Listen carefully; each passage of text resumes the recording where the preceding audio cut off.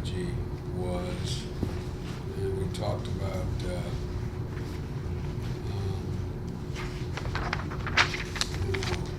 number of things from Mosul Dam to Syria. But then on the second, I was supposed to call, it was Kevin McCarthy. I was supposed to get in touch with him because this is after the 14th election and he won, they won. Right. And I wanted to talk to him about how we proceed. It looked like he was going to be speaker at that, or Well, no, not we speaker. thought he was going to be the number 2 guy, which right. he was. Yeah. But he wanted to talk to me about what we could get done. Where could we cooperate? And he came over to the house. Then there was a Bono event that was supposed to come up in New York that he wanted me to speak at, but he had that bicycle accident. And remember, he was badly injured, Yeah. Bono. And so it got put off.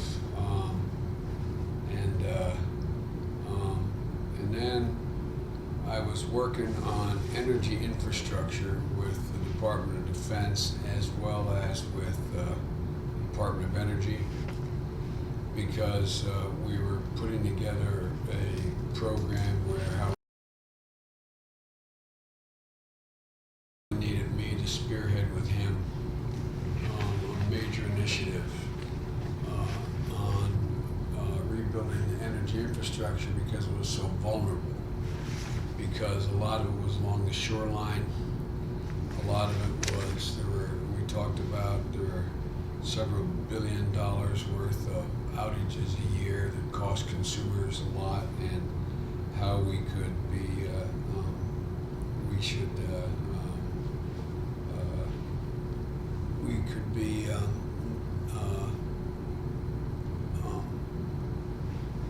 our grid could be vulnerable to being shut down. Right. Not by cyber, but by natural disaster. Right. Hurricane. Over hurricanes and Sandy type storms. Right. Was there any discussion of, does he ever talk about decentralizing, uncoupling from that grid and having small... He talks about basically a new grid. What he talks about is, for example, he points out that there are, I don't have the numbers, it's easy to find out, several 100,000 miles of gas pipeline, most of it laid in the 50s, a lot of it leaking. Talks about what a clear and present danger is, particularly in New England. Talks about some of our water infrastructure being wooden pipes. There are still wooden pipes. Wood. Talks about how there's methane leaking from some of these pipes and the number of jobs we create. We could get all this information easily enough. And I ended up going up, I can't remember when, going up to Philadelphia to talk to the PE&G about all the stuff that they could and should be doing to significantly increase the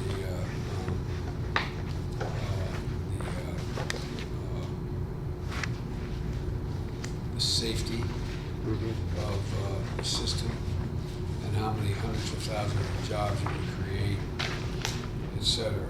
And so I was the guy who was lead that effort for him, which we started to do.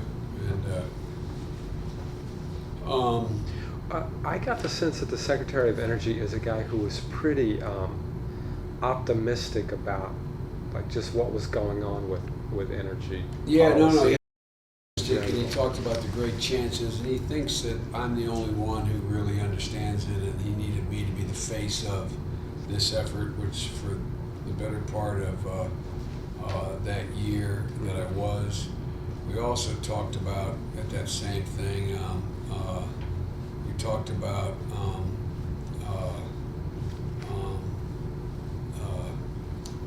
vets projects that had to take place, had to be to deal with the plight of veterans. I talked about Congressman Tim Murphy of Connecticut. He had a bill to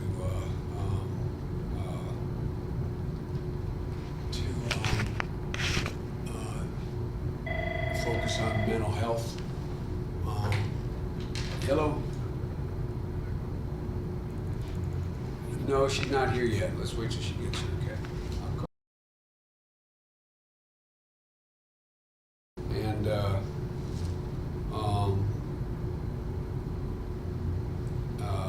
so I talked about that and gun safety and mental health.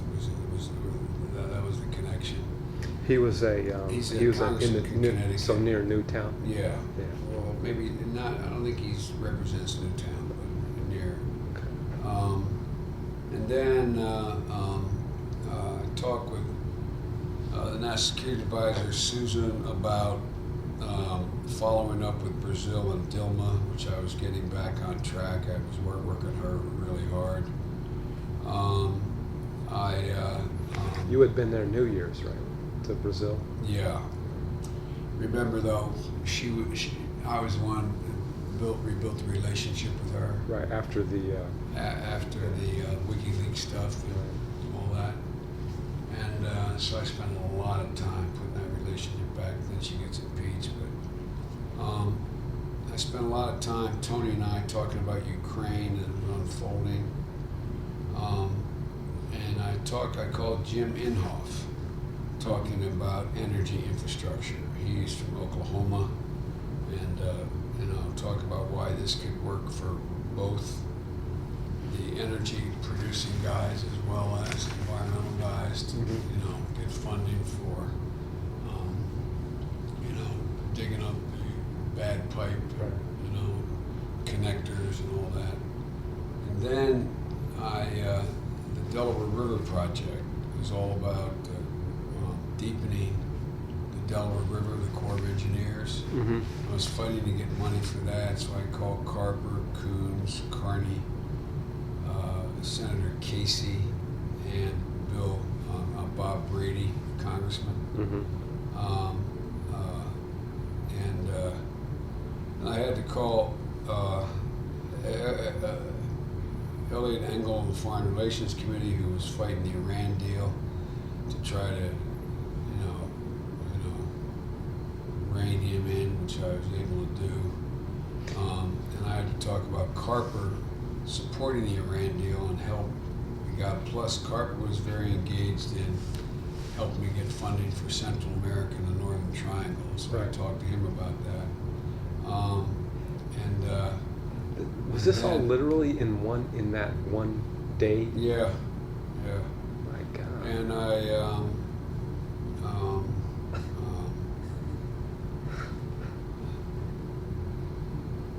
and then we had a very brief staff discussion about, I called President Anastasiadis of Cyprus because they inquired about his health. I think he was still in the hospital here in New York. He came to an operation. And I talked about the University of Delaware Biden Center, and what my Senate legacy was going to be as it related to Delaware. That was already happening. That was it was an early discussion. I think it was already happening. And then with the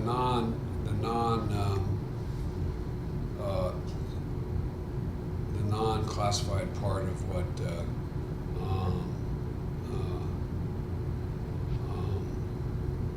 part of my discussion with POTUS that day was talking about Ready for Joe.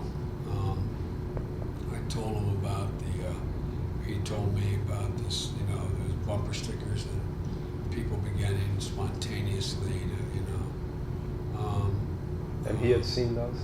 He had raised them. I don't know if he saw them or not, but he knew there was a spontaneous effort to try to draft Joe Biden.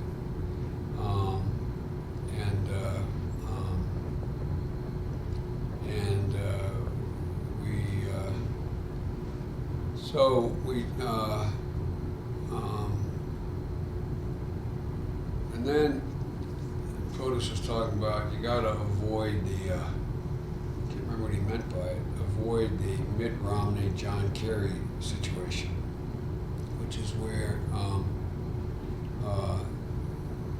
they got, I assume he means they got pulled in to start earlier than they were supposed to. And he said, his comment to me was, I'm very protective of your legacy and your image. Before you do anything in responding to this effort to get you in, why don't you wait till you get, I told him that Mike Donald was doing memos for me as to how to run if I ran. And he said, then decide, because you can always change your mind, in 3 minutes here. You don't have to go on this. But why don't you wait till you get more hard-ass read about your chances? And he said, you ought to talk to Pluff, Seamus, and me. He said, I'll be blunt with you, and so are they. We'll tell you the truth based on what the numbers are. And he said that after that, if in a week,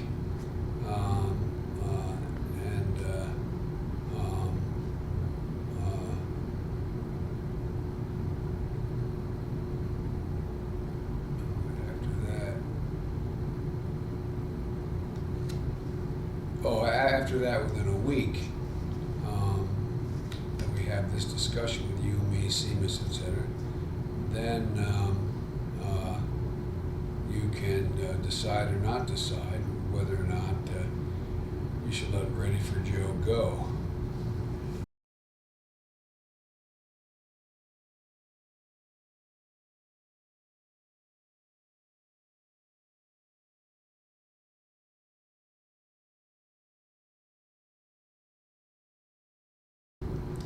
I told him about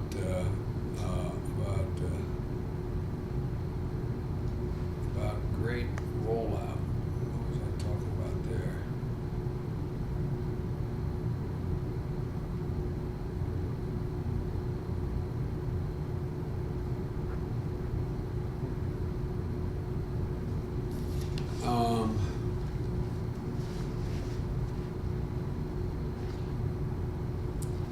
I guess it must have been talking about the rollout of the State of the Union.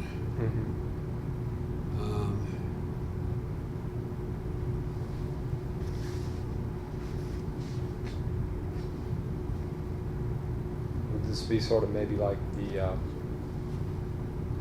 agenda going forward in the next 2 years? He wonders how.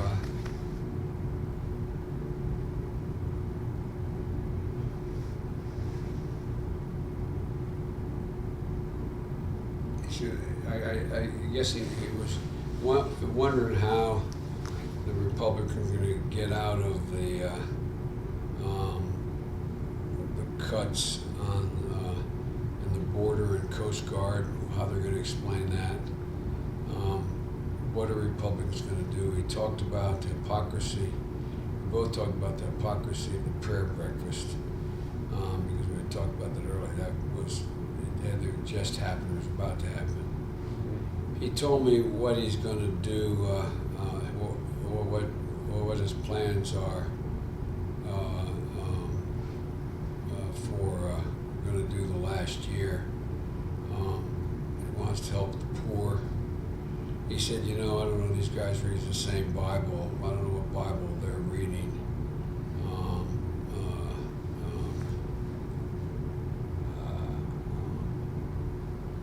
I don't know what Bible these guys are reading. We talked about the Central America strategy. He really liked my op-ed that I did on Central America. He said in this situation we have to detail how you're going to lay out. This is the Northern Triangle.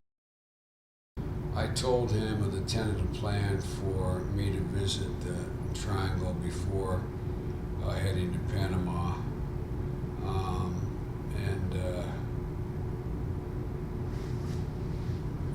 Ash's confirmation, Ash Carter's, I guess it was Trash Carter's confirmation. We talked about that, I guess, for a minute.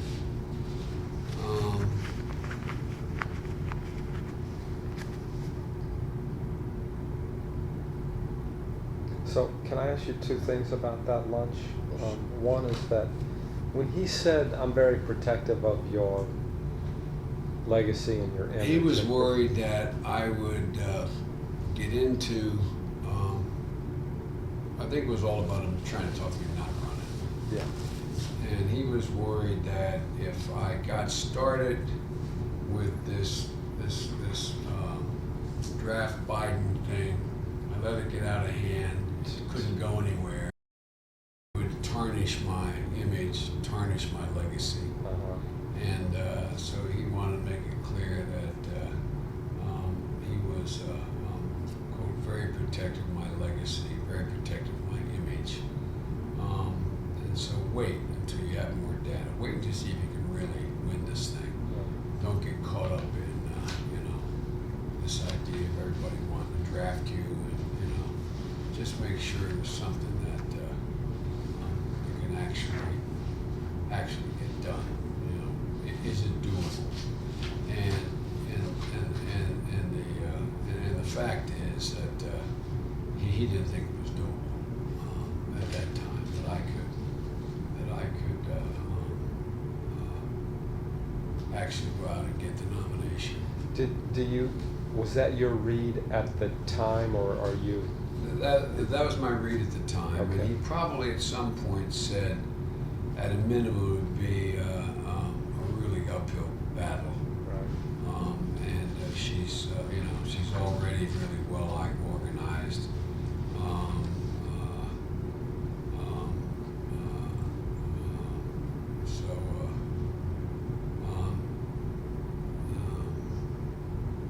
And then, a few days later, I noticed Ron Klain in my meeting.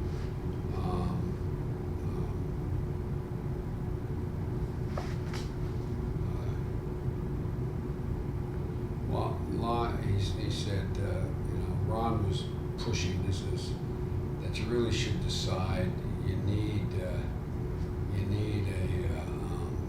a group to put together to hold the terrain you have, and you have to develop a narrative as to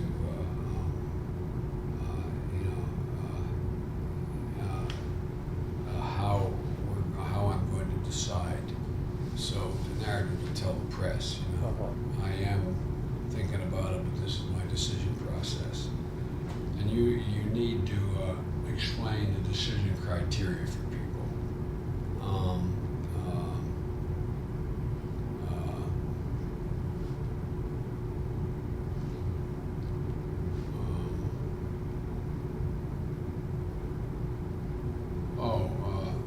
And what you don't want to do is you don't want to.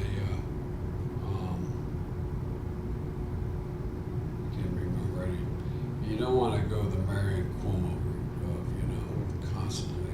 Hamlet. Yeah. The Hamlet piece. What you gotta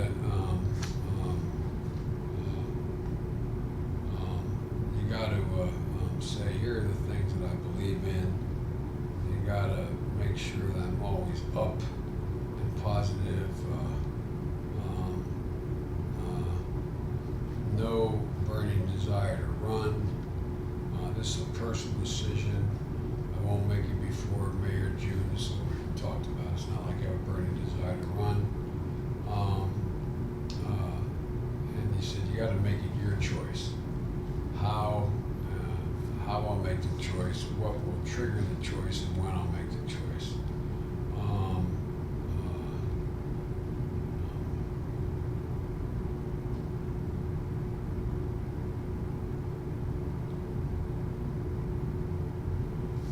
He said,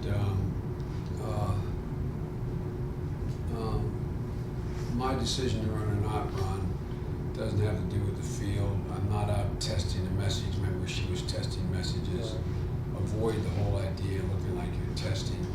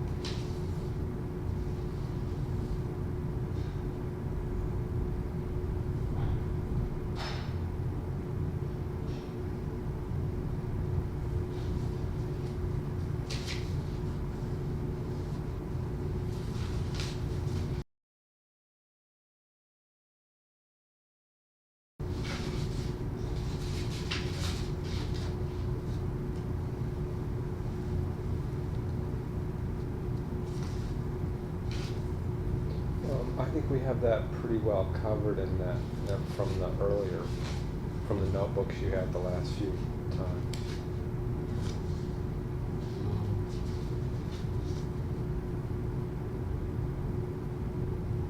Was Spent a Ron's, lot of time this month on Ukraine, in Brazil.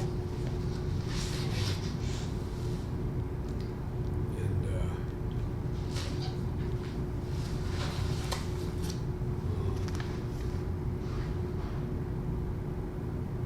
so how did you bring Dilma back in the boat? So I to speak? really wooed her.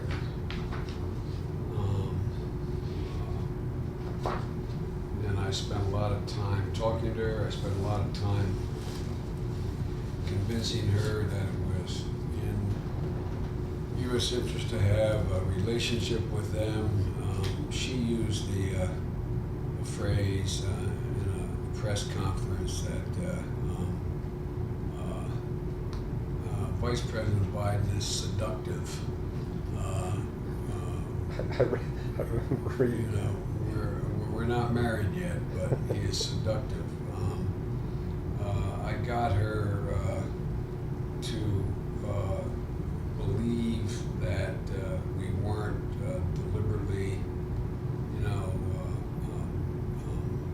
trying to undermine her, and we weren't listening to all her conversations, and that she had to understand that it was not in her interest at all to cut ties with us, and that I talked to her about how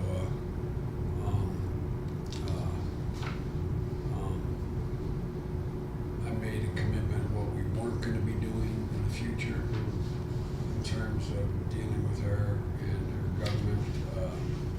And the bottom line is that she began this. She said, okay, and she wasn't going to come to the United States.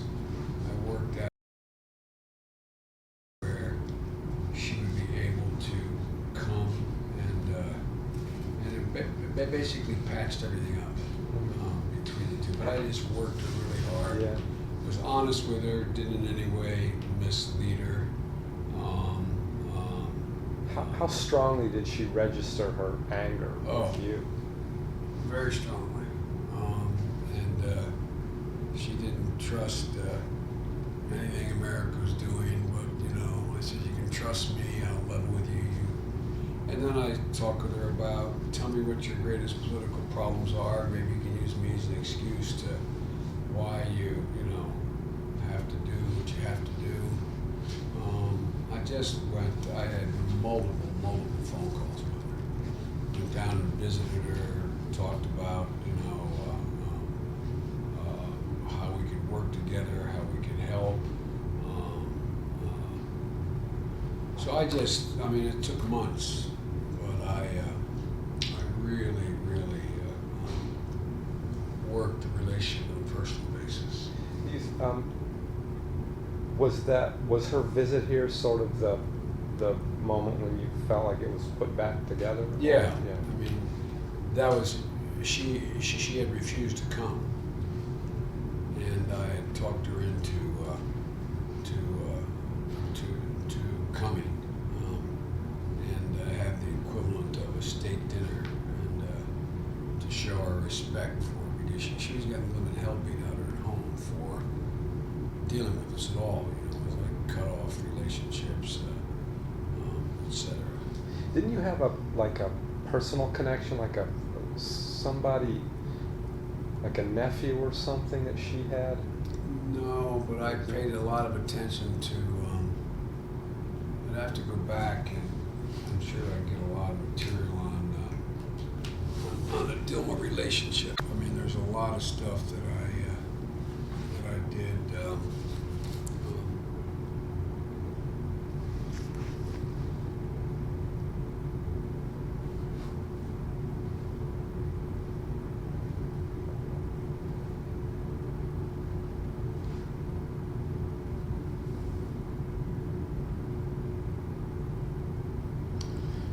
I'm sure I get us a lot on that. Okay.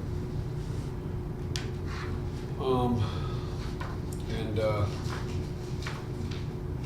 then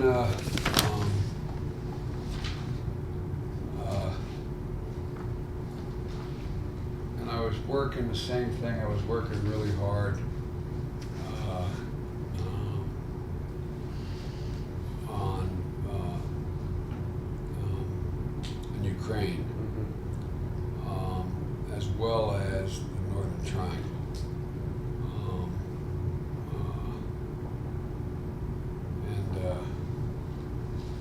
I also was meeting with the Qataris and Middle East about Iraq and Iran. A body really needed help at this point, didn't it? Yeah.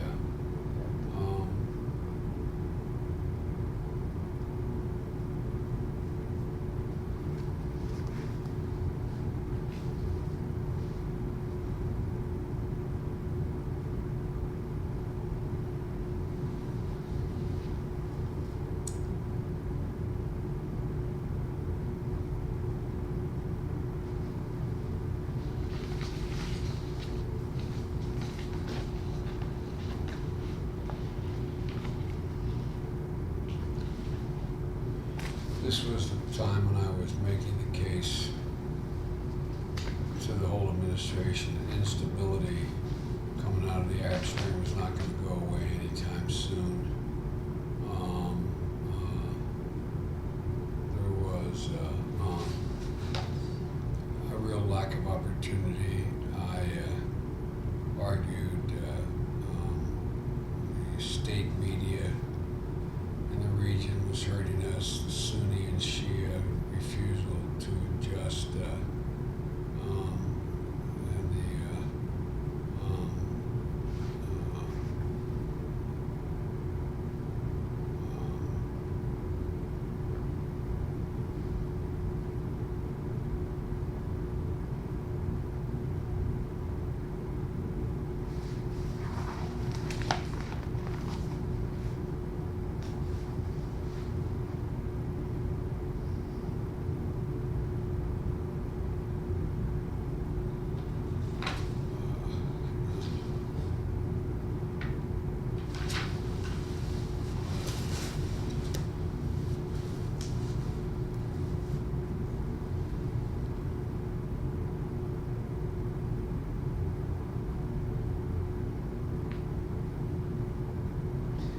Was there any one of those, Iraq, the Northern Triangle, Ukraine, and Brazil, that really stood apart as, man, we got to get this right, and or is it just you've got to keep all these balls in the air all the time? it was about trying to manage. I never thought we could do. I thought we could get Brazil right and repair that relationship out of our own interest. But I thought that there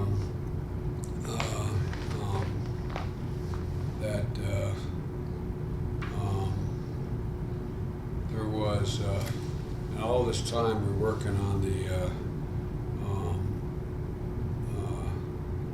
we had done the Iran deal, I think, by this time.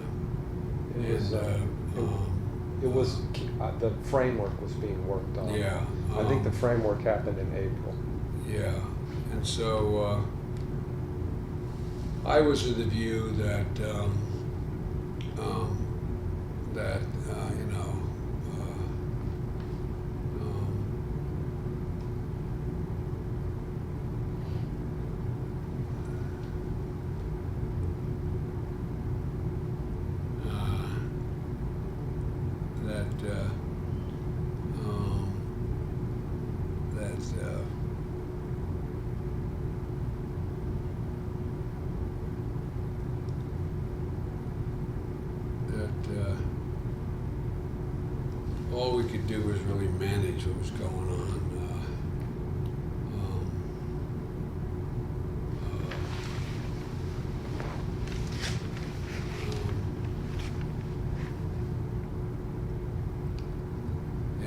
I was making the case that Nusra was a terrorist organization at the time, and the argument was, were they or weren't they?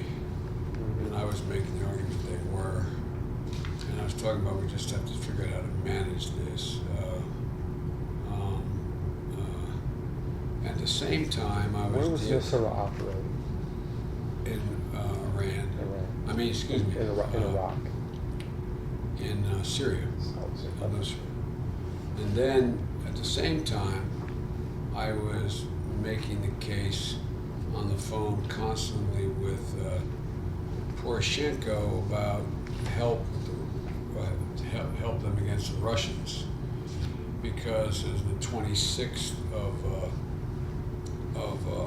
February, they really were looking for counter radars to defend themselves. They were looking for anti-tank weapons, and they wanted the Global Hawk, which was able to look down capability, and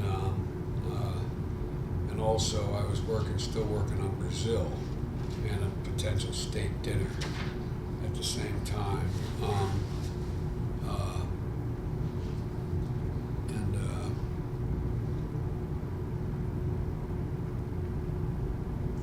Were you a kind of a lonely voice on Ukraine at this point in the I've administration? been the lonely voice the whole fucking time. Yes, it was. Making the case.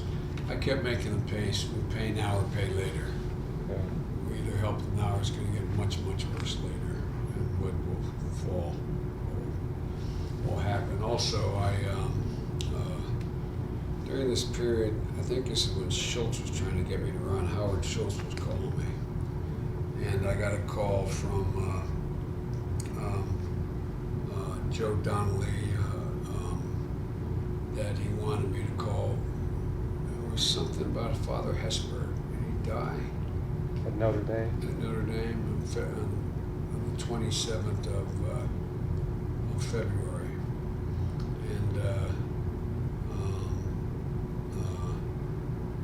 And I was meeting with Bill Bradley, who was talking about me wanting me to run. And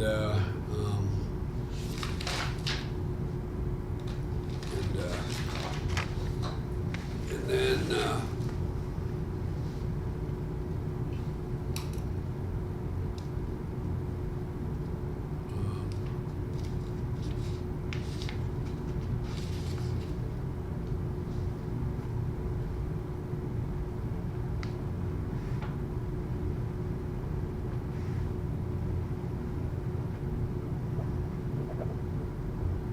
And when people like Schultz and Bradley are calling, you can't tell them what's going on in your life. No, I didn't. Told them I was thinking about it.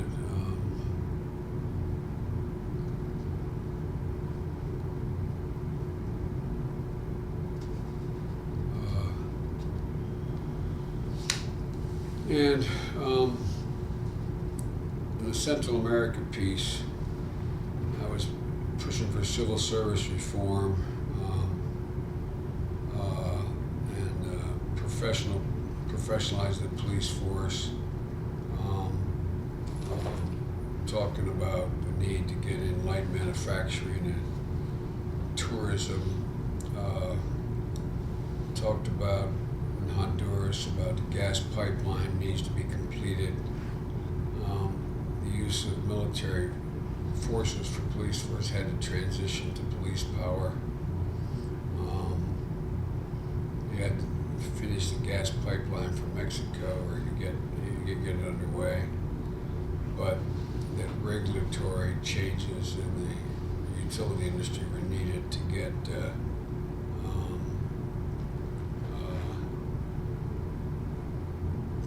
anything done. Like to get investment in there, they needed to. Yeah, but they also, in order to get it built, in order to get investment to get it built.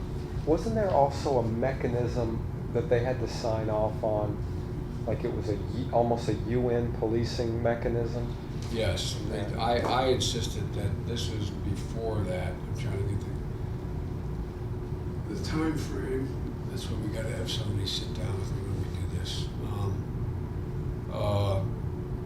The time frame was that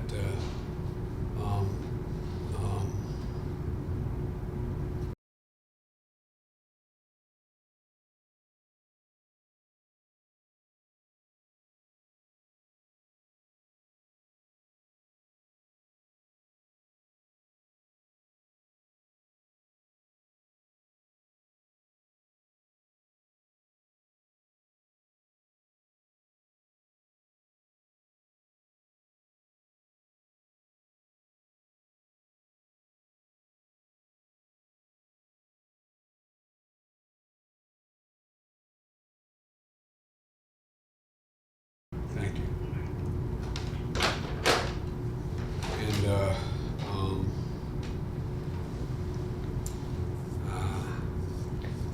That's something I can, that's a matter of public record, that UN thing, I can check.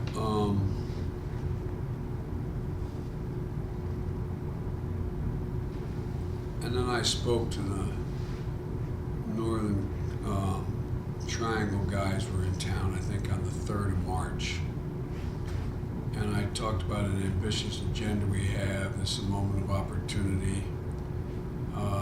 The Millennial Challenge was an example of how we can organize our effort. Had to be transparency.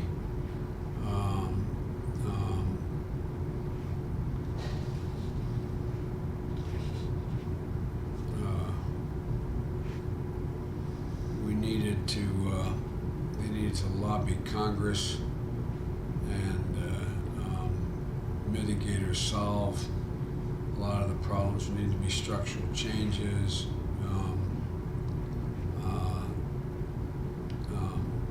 It wasn't just about giving the money. We had to, it required know-how, technical assistance, educational assistance, and bureaucratic, you had to build bureaucracies. And we had to lobby beyond the government. We had the civil society, religious society, the business community, and in detail what they were going to do was absolutely necessary.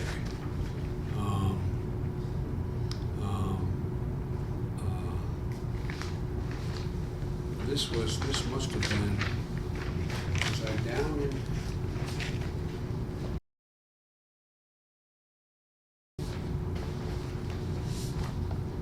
I may have been down.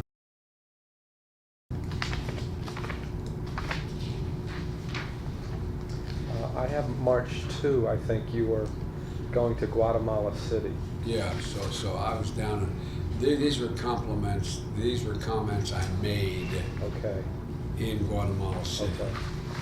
to the leaders of the Northern Triangle. That was it.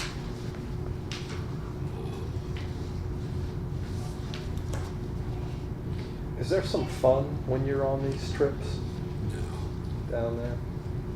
Nope, never. Yeah.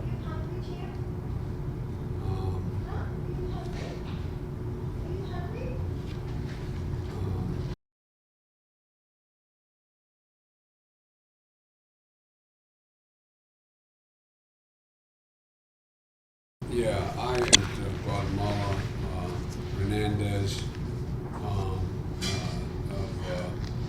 Honduras, and Sanchez Serene of El Salvador. I met with and leaders, other leaders from the communities. And so that was in where was that? In March 2nd, I have. yeah, March 2nd. It was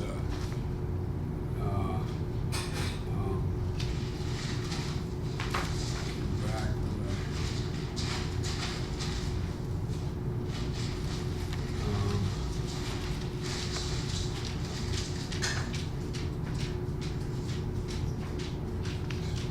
Interesting. that was on the 3rd too. I met with multinational government organizations,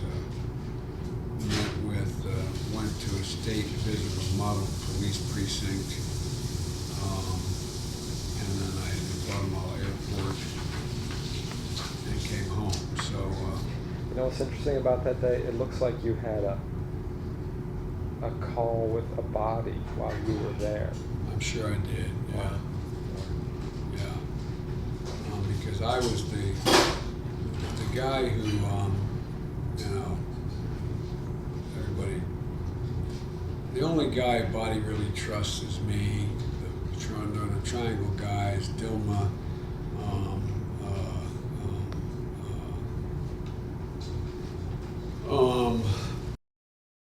as Ukraine, yeah, Ukraine, Poroshenko. Poroshenko, the whole, you know, all those guys. And then